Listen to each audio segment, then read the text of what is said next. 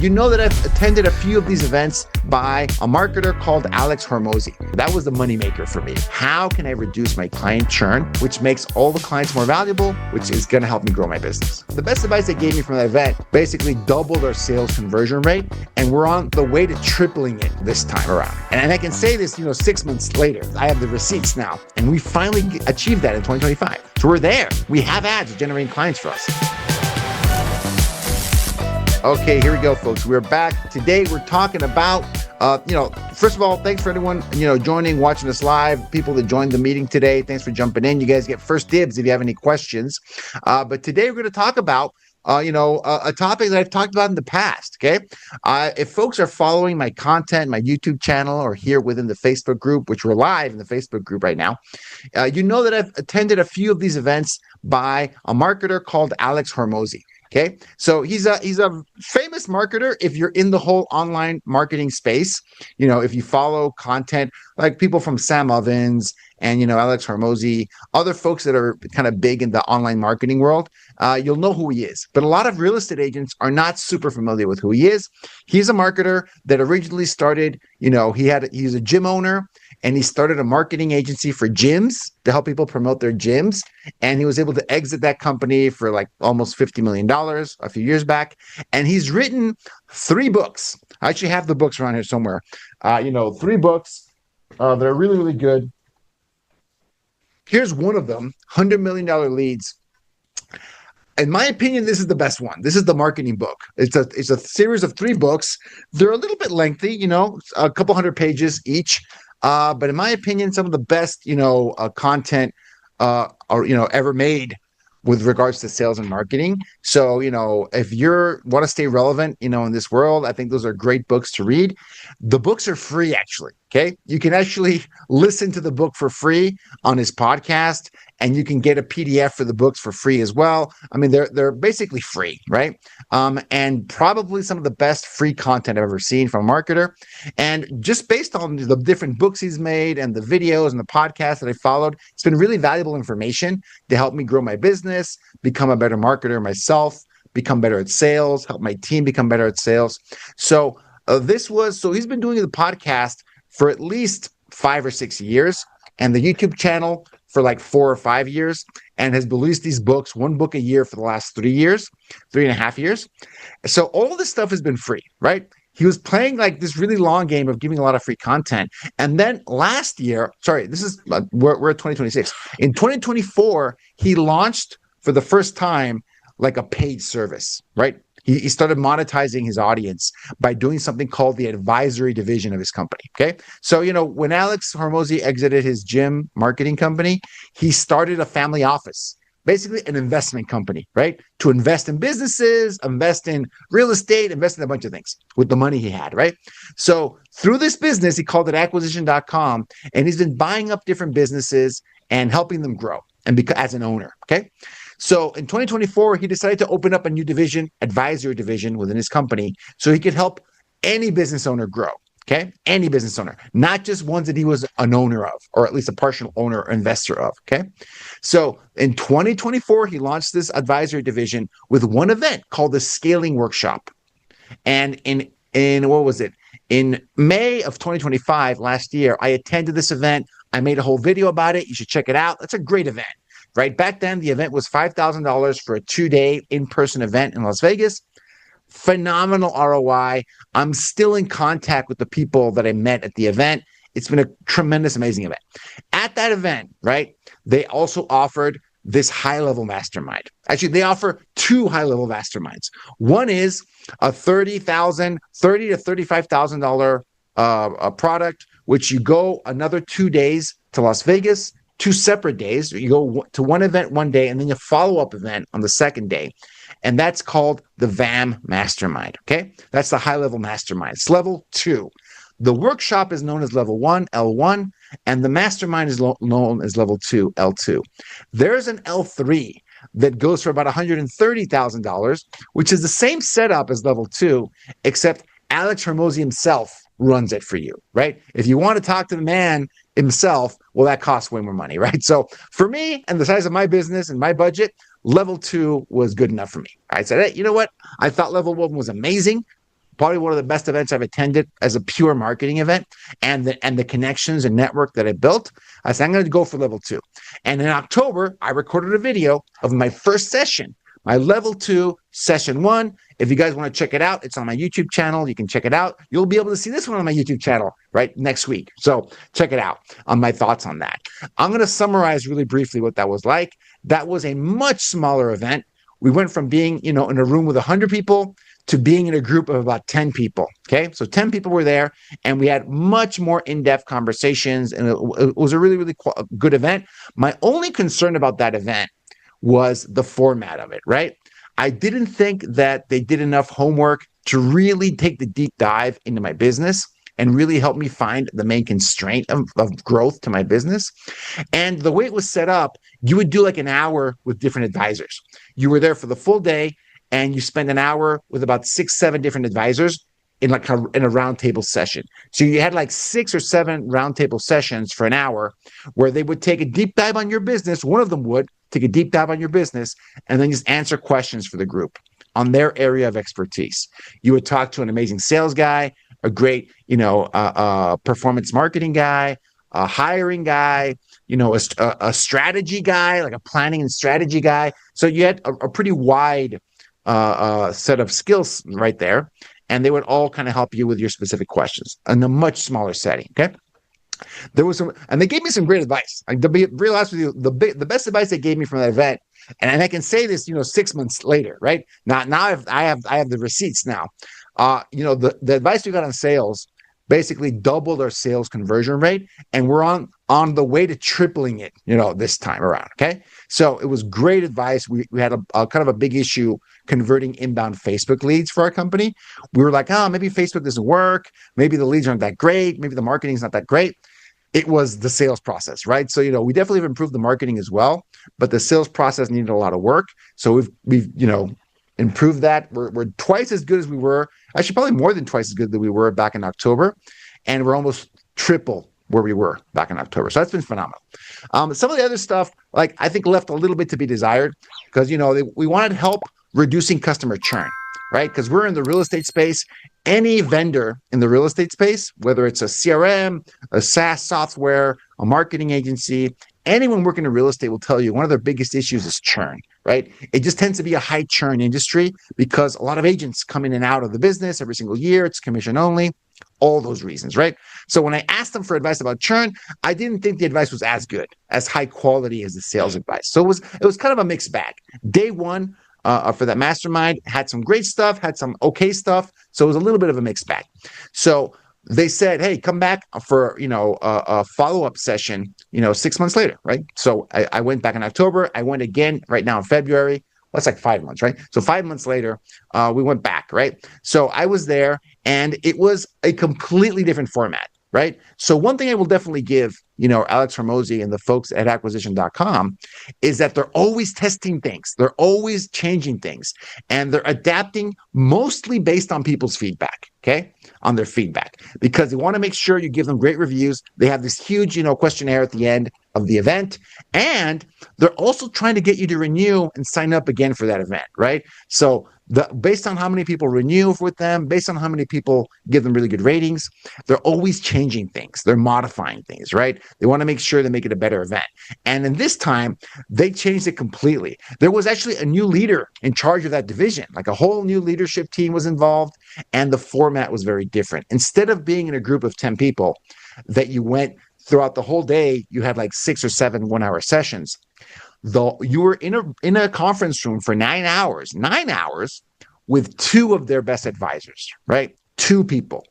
You were in the same room with a group of 7 other business owners with 2 people for 9 hours, okay? So instead of getting 15, 20 minutes for your individual case, you got an hour to an hour and a half, almost 2 hours of deep dive into your problems that you wanted solved. You wanted advice from them, right? That was the biggest difference. So they went from having like a small, smothering of advice, some of it good, some of it okay, to like super hardcore, deep dive into your problem space, which I thought was, I was a big fan of that. I was happy with that. That was a really good change because my number one, concern with the event And my ability to actually recommend it to somebody else was, do they take the time to take the deep dive into really knowing your business? And when they give you a solution, do you have time to really think about it and talk about it and debate it and ask for some modifications on the fly, right? So I thought that part was missing from this program. And I'm happy to say that in session 2, I really think they improved it a lot, right? And they really took that, I think they took that feedback head on and they made some big changes, because this session was different in a lot of ways. It was, more of a marathon session in a single room all day, but also the pre-work was way more intense than before. Okay. Before my first, day at the mastermind, I had one call, with the team to go over a really long questionnaire they have you fill out before the event, very extensive data. And then they have one call with you to kind of verify and check and see what the big constraint of the business, probably is, right? For the people that aren't familiar with that methodology, the whole event is based on this, what they call the theory of constraints, which usually means for most business owners, right, the thing blocking them from growing their business, from doubling their business, from growing 50%, 100%, 200%, is usually one main constraint. One thing is usually blocking you. And it's usually someone you haven't hired yet. It's usually an issue with your marketing, with your conversion process, with your sales process. It's usually something like that, right? The problem most business owners face, and I've lived this, I can speak with authority about this, is the biggest challenge sometimes isn't even identifying what the biggest constraint is. It's focusing on it, right? I wouldn't say that. Identifying it is a big issue. It's hard to identify it correctly, definitely hard, but it is also hard to focus on it and throw everything you have at it, right?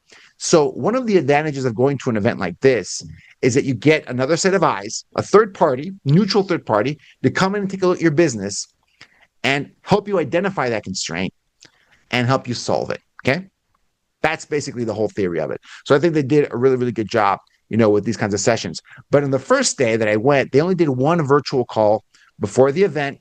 And then when I requested a second one, they said, no, I think we're good. That's all. I think that's all we need for now. If we need anything else, let us know. But right now, one is good enough, right? I was kind of told, yeah, one is what you get now. Well, this time around, I had a virtual call with them. I had an actual phone call with them. I had like 3 or 4 back and forth emails with clarifying questions on the information that I sent them, right? My progress on my previous goals. And literally a day before I got on the plane, a day before the event, when I was about to get on a plane, they called me again saying, hey, you know what, just a quadruple check this piece of information, let's discuss like a 5-minute phone call, right? So it was way more in depth on the preparation for the event, right? Which honestly, I thought was a really good sign. Because again, like I said, my number one concern, after day one was, do they really give it enough time to take the deep dive into your company so it can give you the right suggestions, right? They might identify the right problem for you, but are the solutions really adequate to your problem, to your industry, to your skill set? I wasn't sure about that, right? Because it didn't do enough homework. This time they did like 4 times the homework before the event. And then when we got to the event that day, there was 7 other business owners with me. So 8 of us total, right? And each one of them, if the first day had a really impressive group of people, this time it was even more impressive. Like people there were doing typically between $2 to $5 million in sales already. And one of the businesses was actually doing 40 million, right? Actually, there were 2 businesses kind of working together. They were kind of representing one case, but there were 2 separate businesses. One of them doing 40 million, another one doing 50 million, right? So it was like, wow. Like I was kind of like blown away. And the craziest thing is a couple of them had actually done level 3. Like they had done the session with Alex, but he recommended they do level 2 as well, to follow up and to help them implement a lot of his suggestions. That was crazy. So that's just the quality of person in the room was awesome. And another thing that really helps when you're doing, when you attend an event like this, right? Because, regardless of how impressive the people seem, it can be intimidating, right? To be in a room like that with people that are at that level. You realize we're all trying to solve a lot of the same problems. You almost have, you think it's kind of funny when you talk to the team, they say that their biggest, superpower that they have when they're talking to different business owners is pattern recognition. Okay. Pattern recognition. It is basically identifying which of the 5 most common problems you have for business owners in this space. Okay. And for them, they say typically most businesses, whether it's brick and mortar, software, real estate, any kind of sales organization, typically when they get to between $1 million and $3 million in annual revenue, right? Most businesses never get to $1 million in annual revenue. Like most businesses don't. That's hard to do, okay? But let's say you break through and you get to 1 million in annual revenue. For real estate, that would be $1 million in CGI, right? GCI, GCI, not CGI from the movies. GCI, gross commission income. Getting to $1 million, it can seem like an impossible task for a lot of folks. It is doable. It's not easy to do, but it is very doable. But what they warn is that in that $1 million revenue to $3 million revenue range, 99% of businesses, actually more than that, are never going to get out of that range. Okay. 99% of people that make it there are not going to get out because you need to drastically change your business to really make it out of that range. Right. So this whole event is geared towards people that are in that $1 million to $3 million range. Right. And some of them are beyond that. Right. And they just want to keep grow even further. But I thought that was really interesting, and that a lot of the problems are very common. All right. Like I said, usually they have an issue hiring at a higher level. They know how to hire people to a certain skill set. But to break into the next level, you have to hire people at a higher skill set, higher level, higher salary, higher skill set, everything, right? It can be an issue with your marketing, right? The marketing that got you to $1 million a year is not going to get you past 3. It's just not, right? If you did it doing organic word of mouth, that's very hard to scale at a very high level, okay? If you did it using paid ads, the ROI on paid ads gets lower and lower the larger your company gets, the more money you spend on ads. The ROI just drops. Not because you're doing anything wrong. That's just how ads work, right? So you might have to change that strategy. If you have a certain team, you might need a different team. If you're marketing on a single platform, you might need to market on multiple platforms. If you're marketing on a single platform, you might need to do more on that single platform, right? So there's only a handful of, what they say is there's only a handful of problems you'd have to solve in that level, in that range. And they have just become experts at pattern recognition of those issues and helping you solve and address them, right? That's basically what they do. And that was awesome. And the quality of advisor that you get is also very impressive, because the advisors that work in this advisor division are also former business owners that successfully exited their business. In fact, there was one business owner there, an advisor, his name is Josh, who's still an owner of his company and still runs. I shouldn't say he runs the company. He's an owner that exited the company, but he's still the owner. He hired his own replacement as CEO. And I thought that was just like fascinating. I thought it was a great, great, great story, because very successful business, very successful entrepreneur. He didn't want to sell it and exit it. He wants to keep it, right? And just have it keep running. It just doesn't run without him, right? It runs without him now, right?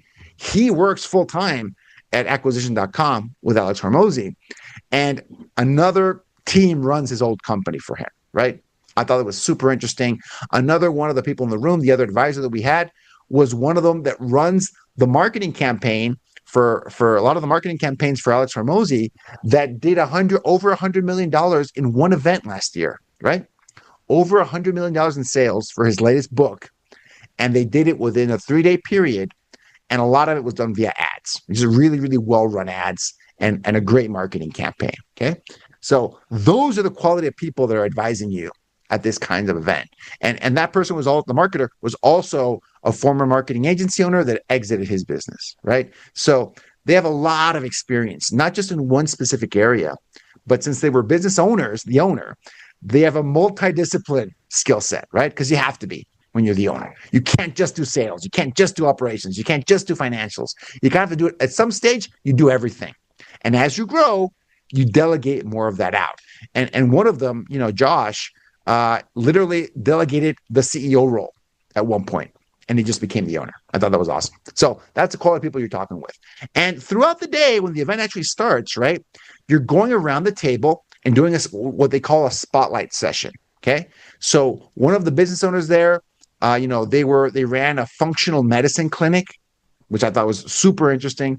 Another person there ran, an online, like an educational company, online education company geared towards young families and moms. Phenomenal. Another person there, they were around for less than a year, but they were an AI automation company, right? And they specifically worked with legal companies, like law firms, right? So they were an AI automation company for law firms. I thought that was also really fascinating. And in less than a year, they just had grown tremendously, right? Because that's a relatively new space. So there were just a bunch of different business owners, and they would do a spotlight session about every hour, hour and a half. They would focus on one of the companies. They would introduce them to the group.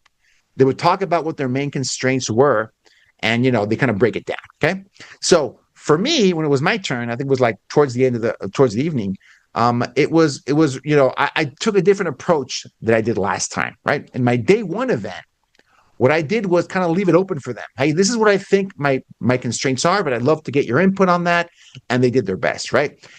This time around, I took more control of the situation, right? I didn't really leave it up to them to see what my constraints are. I said, hey, the main constraint I want you guys to focus on is this. And I need ideas for this, right? And they ended up focusing on 3 different problems that my company has. But the number one they spent the most time on was churn, right? How can I reduce client churn? And folks, let me tell you, one of the unexpected advantages of going through this whole program, everything from the scaling workshop to the first mastermind to the second mastermind, is probably the biggest takeaway I've had is that my company was working with a lack of data. Okay, I didn't have enough data to even identify what my problem was.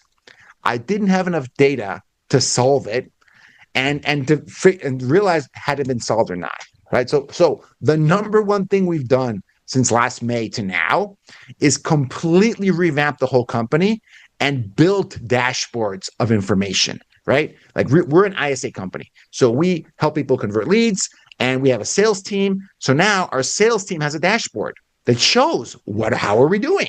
Like, what's our close rate for the last 90 days, for the last 6 months, year to date? It breaks it down by different person. What's this person producing? What's this person producing? What's this person producing, right? That's our sales metric dashboard. It also shows a marketing dashboard. How many appointments have we set through our marketing efforts, right? Paid marketing over the last 30 days, over the last 7 days, 14 days, 90 days, year to date. What's the attendance rate, right? How is our sales team qualifying those appointments? That's the quality of our marketing with numbers, not hand waviness, not subjective data, like hard data that we built out, right? And for our operational teams, the ones that run the ISAs, we track, all of our campaigns now. How quickly are they meeting their goals? What's the churn rate? What's the the retention on those campaigns? And this is by every member of our team now, not just like the whole number, which we used to track before, but we break it down by each one of our ISA coaches, our client care specialists. We track way more things than we used to. Okay. All of this because throughout this whole process, the scaling workshop, L1, L2, right? And these 2 days of L2, they ask for a lot of information up front. You have to submit these big questionnaires, and they just get bigger every time. They just ask for more and more and more information. If you don't have any kind of metrics in your company, it's impossible to answer it. You just don't know, right? Because they ask you about metrics on your marketing, your lead sources, your conversion rate, your show up rate, your attendance rate, your cost to acquire your customers through paid advertising, your lifetime value of a customer, your gross profit per customer, your gross profit as a company, your churn rate, all of these things, right? And I'll be honest with you, when I first started, we had none of that information, right? We would collect it. I mean, I have a bookkeeper. We have like our financial data in order, but that's not really what they were asking. They weren't asking about your, profit and loss for the quarter or for the year, right? I mean, they did ask that, but that was just one question. gross profit per customer, gross profit, lifetime gross profit per customer. We weren't tracking any of those things, none of it. Okay.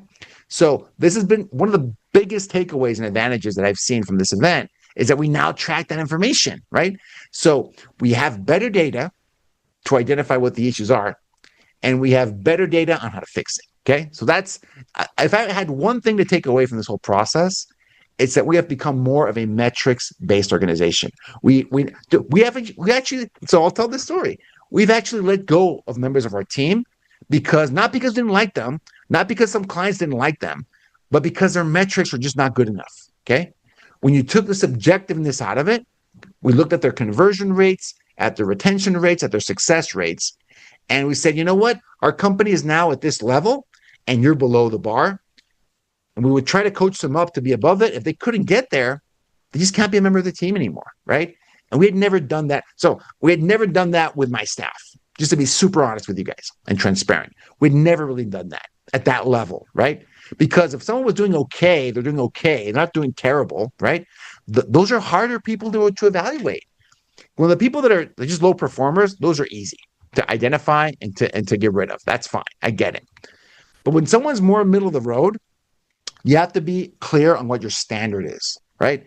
And if anything, we've clarified our standards with metrics now. Metrics, whether you're on our sales team, whether you're on our coaching team, client care team. We now have much better metrics that we're shooting for as a company, okay? Much, much, much, much better. So given that, when I went into day 2 of this mastermind, I told them, this is my constraint, right? This is my constraint. Because through this whole analysis of the data, I understand that my churn rate is too high for what I want, right? My churn rate is too high. But in addition to that, I've realized through analysis that half of the customers that churn out from Power ISA have successful campaigns, right? So I'll say that again. This is like a key insight for me as I did this, right? When I looked at the data, and let's say, we lost, 5 customers this month, or 6 customers this month. 3 of those campaigns just weren't successful. We didn't get results for the client. I totally understand it didn't work. But the other 3, by any objective measure, were successful. They were generating appointments. They were generating nurtures, qualified leads, qualified listing appointments for the client. And those campaigns still failed, right? So I told the team at acquisition.com, hey, this is what I'm looking at. My churn is here, but sometimes half of my churn are successful campaigns. How can I solve that problem? Okay. I was very specific this time. This is my main constraint, and these are the challenges with solving it, right? We're running into this issue. How do we fix that? And one of the things they suggested, which I think this is applicable to anyone watching this, okay? Because I realize, again, this is one of the classic problems businesses have to face, right? One of the things they realized was that a lot of this churn could, not all of it, but a lot of it could be due to us having the wrong client avatar, right? We might be selling to the wrong person a lot of times. So even if that person's successful, if they're, again, this is real estate, guys. This is commission-only sales. Like, you only eat what you hunt in real estate. And so this industry is a high churn by definition, right? So if you're not selling to the right person, they might just be churning out. And you might be selling to sell them something, right? Even if they're not truly qualified to be a client of Power ISA. That's ultimately what they came back with. They said, you know what, Gus? You might be actually selling to the wrong person. You have to change your marketing, right? You should change your marketing message to attract a different kind of client that is more qualified, all right? And this applies to any business. Folks, if you're watching this and you're a real estate agent, right, you should ask yourself, what kind of client am I attracting with my marketing? If you're advertising, you're just listed, just sold, your ads only feature homes that are in the $400,000 to $500,000 price range, you're going to attract clients that are in that price range. Most likely, you're going to attract clients that are in that price range. If you change your marketing to focus on higher priced properties, higher priced areas, higher priced individuals, you're much more likely to attract people that are in a much higher price range. If you're marketing and you're just listed, just sold, and you're targeting areas that only have homes in the $700,000, $800,000, $1 million price range, you're much more likely to get those kinds of clients. And that's what I'm talking about. Okay. So throughout my spotlight session, they went through their suggestions on how to change my marketing to attract a higher level client, right? Everything from the front facing ads to the video sales letter, the funnel, the conversion rate, everything, right? So, and that's where I really got into details with them, right? We did over an hour just with my problem space. And I asked them about how to because running paid ads is relatively new for my company. We had run ads for a lot of time, several times in the past, but we'd never gotten solid ROI for a whole year from them. And we finally achieved that in 2025, right? So we're there. We have ads generating clients for us. The challenge now is how can we change those ads to generate a higher level, more qualified client for us, right? So that's where we are right now. So right now, I actually, since I'm not a super expert in ads, I've only been running them at a high level for about a year now. So I don't consider myself an expert at all, right? I had to ask them, hey, how do you do this? How do you test the new creative? How long should you test it for? How much? What's the budget to generate some good feedback for? How do you experiment with different creative? How many new ads should I make per month? And this was kind of because I'm usually testing 5 to 10 new ads every month, and I thought that was great. And they said you're nowhere near where you should be. You should be doing 5 to 10 a week, right? That's 4 times more than I was doing. So like, wow, that was like a big eye opener for me, right? So now in March is the first time I have about 30 new ads to test this month already. And we're like halfway through the month, right? 30 new pieces of content that we're going to test as ads, okay? As ads, just to make sure we're maximizing the opportunity, okay? Like that's the kind of feedback that I really needed that was specific to my situation, okay?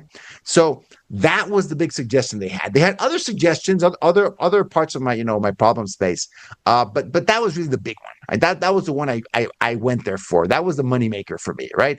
How can I reduce my client churn, which makes all the clients more valuable, which is going to help me grow my business, okay? But kind of extending this to anyone, right? The methodology, is applicable to anyone in real estate. Because if you're trying to grow your real estate business, right, there's only a few things you can try. You can generate more leads, do more marketing, right? Whatever you use. If your marketing is your sphere of influence, SOI, you can make more calls, more marketing, more prospecting to your own SOI. That has limits though, right? Typically, for your SOI, if you want to get more leads from it, right, you're going to be able to get about 15% of your database to give you a referral every year. The Millionaire Real Estate Agent says it's 16%. I think it's roughly about 15, 16%, right? Once you maximize that, that's all you can usually get from a database, your personal database, personal sphere, SOI, okay? If you want to grow past that, you need more lead sources. You either need to grow your personal database, which you should always do, but that's slow. It takes time. It's not easy to do that, right? You might need to develop a new lead source. That might be prospecting based. That might be online leads based. That might be whatever, right? But you have to put your time and effort into developing a new lead source. Because if that's the primary constraint to grow your business, you've got to put all your time, effort, and energy into solving that constraint, okay? What your schedule every week should reflect your priorities. How much time are you dedicating every single day to solve this problem? And that forcing function, that focusing function, was another big takeaway for me throughout this whole process. Because, Alex Hormozi said it himself. He said, hey, if the biggest blocker to your business is learning how to run ads, you should learn how to run ads. You should watch 18 hours of YouTube videos. You should read 7 books on the topic. You should hire like an expert to teach you, or you should hire them to run them for you and then teach you, right? You should throw everything you have at this problem. You've got to solve it. If that is the one problem stopping you from growing, you've got to throw everything at it, right? And going to an event like this is part of my way of throwing everything at it, 100%, okay? Because, you can solve basically any problem if you put enough effort and time into it. I mean, I'm exaggerating, but essentially any problem in your business you can solve by dedicating enough time, energy, and resources to it, right? You can.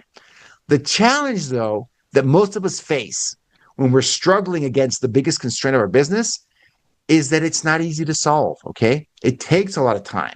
And many times we actually don't know how to solve it. So what do? We change the topic.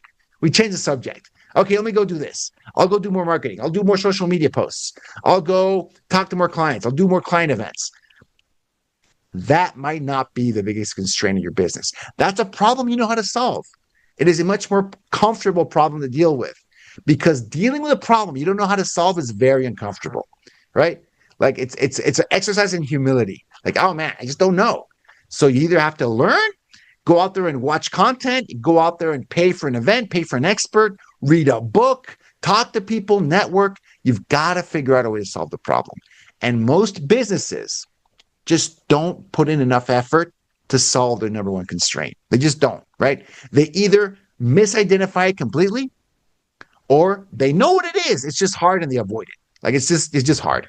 And that's why most businesses, the overwhelming majority of businesses that make it to 1 to 3 million are never going to get out of there. Because that's very hard to do at that level, right? You don't have enough resources to hire executive talent, like super high level talent, to solve the problem. And you just might not know how to solve the problem. So you got to figure it out on your own as the owner. You got to figure it out, right? And I think that really applies to a real estate agent. Most real estate agents are in that range. I would say below 3 million. Oh yeah, for sure. Most real estate agents are below 1 million in GCI. The overwhelming majority, 99, probably 99% of them are below 1 million in GCI. To break through that, you've got to do something different, okay? You've got to switch it up. Are you maximize? My recommendation would be, are you maximizing your personal database? Are you converting it at a high level? Great. What's the next lead source you're going to develop and become great at? Because your personal SOI is great. It's just very hard to scale. You've got to pick up another lead source. It can be open houses. It can be cold calling. It can be social media. If you're great at social media, it can be YouTube. Whatever it is, you've got to identify it as the biggest constraint stopping your business, and you got to go all in, and you got to try and solve it. And I'm not saying you have to go to an event like this, like Alex Hormozi, $30,000, actually now it's $35,000 mastermind, right? You don't have to do that. But you do have to find a way to focus and learn what you don't know. Figure out a way to learn what you don't know, because that's going to open the door for you, okay? Whether that's watching content, hiring an expert, networking with other business owners, just asking people for help, that can be really uncomfortable for us, right? It's not easy to do. Simple, but not easy. Definition of simple, but not easy. But that's why it's hard, okay? That's why it's so valuable, because it's hard, right? So for me, the event I thought was a big improvement on day number 1. Day number 2 was great. I had an excellent event, excellent time there. And I am still implementing, right, those changes, right? Right now, I've recorded a bunch of new ads. Actually, today we're running a new experiment. We're running some new batches of ads to run an experiment to see how much we can get them to scale up. And we'll be doing that every week or every other week. We'll be running new batches of ads just to test them out and see if we can get that result. Because it's no longer a question of if, right? This is no longer a question of if it can be done. It absolutely can be done. It's just that, do you have the time, the effort, the energy, and the resources to do it? That's really it, right? That's it. That's the only thing stopping me, right? From breaking through this level and getting to the next level, all right? So anyways, long-winded way of kind of telling my whole story about the mastermind. If anybody has, I don't think I've seen any questions pop up in the chat or in the comments. Maybe, I've been going on for like 45 minutes at this point. Maybe I already, bored you guys. I don't know. But if anyone has any questions, drop them in the chat right now. Or even if we end the chat, you can drop a question in the comments section below. If you're seeing this on YouTube, drop a comment on YouTube. If you're getting this through the newsletter, you can hit reply. I personally read all the replies that I get from the newsletter. So you can always email me and I'll check it out. If you have any questions about it, you can always send me a DM, send me a message. If you're considering, joining one of these events, whether it's the scaling workshop, the L1 or the L2, I'd be happy to jump on a call with you and give you my take on it, my advice, more personalized if you want. I don't make any money. I don't get any referral fee by sending people to these events. Not at all. They don't work that way. I'm glad they don't work that way. There's no conflict of interest there. But you guys should go. Definitely. If you have the opportunity, I would start with the scaling workshop. It's $5,000. Well, it was $5,000 last year. It's a 2-day in-person event. Probably the best use of time I've had in a very long time. I took away so many great things from that event. And like I said, I'm still in contact with people that I met at the event. We're helping each other, giving each other advice. It was great. And there was a lot of real estate people there too. I met someone in the mortgage company. I met a mortgage marketer. I think it was another real estate marketer. Just a lot of people, that you're going to meet there from the different, it's going to be different industries, but the awesome part is finding the common things you're all dealing with. Like I said, we all deal with very, very similar problems, right? So there's a huge opportunity to learn from one another in those spaces, okay? All right, folks, I'm not seeing any comments drop in, no questions. That's great. I probably hit everything during this whole webinar. Hopefully you guys enjoyed this, and I'll see you guys on the next one. Thanks, everybody.